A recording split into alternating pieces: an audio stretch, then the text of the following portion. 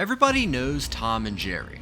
7 Oscars, 80 years of reruns, one of the safest, most innocent cartoons ever made. Or so they want you to believe. Because buried inside that legacy are episodes with racial caricatures that would never survive 5 seconds on TV today, and one episode that ends with actual suicide. The studio never issued an apology. They just quietly made those episodes disappear. We found them. 5 banned episodes. The real stories behind each one, and by the time we get to number 1, you'll never look at this cartoon the same way again. We start with number 5, His Mouse Friday. On the surface, it's a simple Tom and Jerry adventure. Tom gets shipwrecked on a tropical island and gets chased around by a group of cannibals. Sounds harmless, right? Here's the problem. The island natives in this cartoon are drawn and voiced using some of the most offensive black African caricatures in animation history. Exaggerated skin color, thick exaggerated lips, nonsense speech meant to mock African dialects, primitive savage behavior played entirely for laughs. Even by the standards of 1951, this was a deeply lazy and harmful way to portray black people. When the cartoon package known as the Censored 11 became a discussion point in Hollywood and TV networks started reviewing their libraries, episodes like this one became impossible to defend. Today, His Mouse Friday rarely airs anywhere in the world. And that's just episode 5.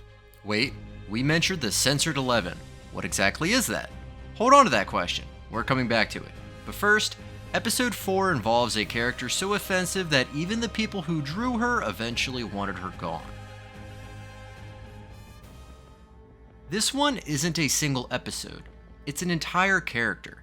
Her name was Mammy Two Shoes. She appeared in over a dozen Tom and Jerry cartoons between 1940 and 1952, and she was built entirely on a racist stereotype called the Mammy trope, a caricature of a heavy-set, loud, dialect-speaking black woman, usually a domestic servant, treated as comic relief. In every episode she appeared in, you never saw her face, just her legs and her apron. She spoke in an exaggerated southern black dialect. She screamed, she panicked, she was the butt of every joke. Now here's where it gets complicated. When Turner Broadcasting acquired the MGM library in the 1980s and 1990s and started reviewing these cartoons for broadcast, they didn't ban the episodes entirely. They edited them. The Mammy Two Shoes scenes were redrawn. The character was replaced with a white woman. The voice was changed to a standard American accent. So technically, those episodes still air, but the version you've seen on TV, it's not the original. The original Mammy Two Shoes was quietly swapped out, and most people watching had no idea. That's erasure of a different kind. Not a ban, a silent replacement. And the debate about which approach is more honest is still happening today. Now remember that question about the Censored 11? Here's the short answer. In 1968, United Artists pulled 11 Looney Tunes cartoons from syndication because of extreme racial content. Tom and Jerry had its own version of that problem. But one episode in particular crossed a completely different line, and it had nothing to do with race. Number 3, Yankee Doodle Mouse. This one actually won an Academy Award in 1944, Best Animated Short Film, which makes what happened to it later all the more striking. The episode is a wartime slapstick battle, Tom and Jerry turning a house into a full-blown World War II battlefield. Explosives, rockets, champagne corks as cannons. It's genuinely creative filmmaking for 1943. On its own, that was completely normal back then. Nearly every cartoon studio made pro-America, anti-Axis content during the war. But there's one specific scene that became a problem. Tom sticks his head inside a tea kettle just as the firecracker Jerry placed inside it explodes, leaving Tom's face completely blackened, looking like the center of a burnt sunflower. That image, the charred black face, the wide eyes, is the blackface gag.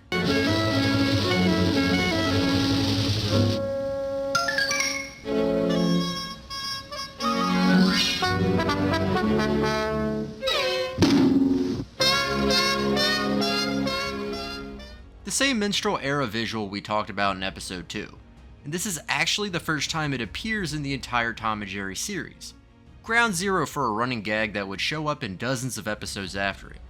When Cartoon Network launched in 1992, airings of this episode edited out the exploding teapot scene entirely to remove Tom in blackface. That edit stayed in place until mid-2001. So here's the irony. The episode that started one of the most repeatedly censored visual gags in cartoon history won an Oscar. It was celebrated. It was considered a masterpiece of short-form animation. And a single 2-second image inside it became the reason it kept getting cut for a decade on national television. There's also a deleted scene from the original 1943 version, involving a wartime ration stamp book joke, that was removed when the cartoon was reissued in 1950. That footage is now considered lost, likely destroyed in the MGM Vault Fire of 1978. An Oscar-winning cartoon, partially lost, repeatedly edited, all because of gags that should have never been there. Number 2 is the episode that parents had no idea their kids were watching. It's called Heavenly Puss, 1949. Here's what happens. Tom is chasing Jerry. A piano rolls down the stairs and crushes him to death. Tom's soul floats upward on a golden escalator into the clouds, where he finds a train station called the Heavenly Express. Other cats are queuing to board. A heavenly gatekeeper checks them in one by one. Then 3 tiny kittens crawl out of a soaking wet sack. Viewers are only now realizing the dark meaning. Someone had thrown those kittens in a sack to drown them. That's in a children's cartoon, casually, in the background. But it gets darker. The gatekeeper refuses to let Tom board. He tells him he spent his whole life persecuting an innocent mouse, and for that he cannot enter heaven. Tom is given 1 hour to get Jerry to sign a certificate of forgiveness. If he succeeds, he gets in. If he fails, he goes to hell, where a demonic version of Spike the Bulldog is waiting for him. Tom spends the episode desperately begging Jerry to save him. Jerry refuses, tears the certificate up, and when Tom finally convinces him to sign, the pen runs out of ink. Tom runs out. The stairs to heaven vanish. A fiery pit opens beneath Tom. He waves goodbye and falls straight into hell, into a boiling cauldron with Devil Dog laughing over him. It turns out to be a dream, but that ending, Tom screaming as he's swallowed by hell, aired on children's television for years. The episode is banned in Brazil and the Middle East due to its terrifying portrayal of death, eternal damnation, and the drowned kitten scene. Okay, we've covered racism, propaganda, even the drowned kittens in a children's cartoon, but nothing prepared audiences for what episode 1 contains. Because episode 1 isn't about race at all. It's about 2 characters trying to kill themselves. On screen. Number 1, Blue Cat Blues. 1956, late in the original run. The episode opens with Jerry narrating in voiceover, which was already unusual. Tom has fallen completely in love with a female cat. He does everything for her. Spends every penny, ruins himself trying to win her over, not to mention selling his arm and leg, even selling himself in 20 years of slavery. But she leaves him for a richer cat. Tom is devastated, absolutely broken. It even shows Tom starts drinking in a subtle way.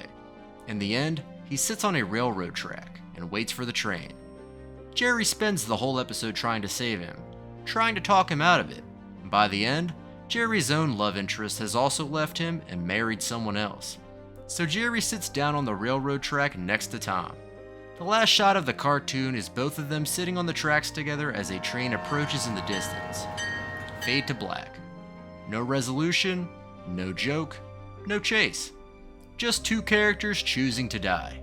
It is one of the most unexpectedly dark endings in the history of children's animation.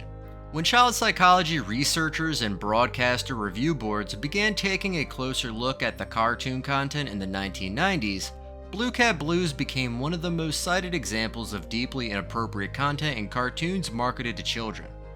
The episode was pulled from regular rotation by most broadcasters. It still exists, you can find it, but it is rarely if ever programmed in standard TV broadcasts of Tom and Jerry. And the reason matters. Studies on media contagion, the idea that depicting suicide can normalize or trigger suicidal ideation in vulnerable viewers, are taken extremely seriously by broadcasters today. Airing a cartoon that ends in a suicide pact, even between animated cats and mice, is something networks are no longer willing to do. If this surprised you, hit subscribe, and drop a comment. Which of these 5 shocked you the most? Was it the drowned kittens you never took notice? Or Blue Cat Blues, a cartoon that ends with suicide? Tell us below, and we'll see you in the next one.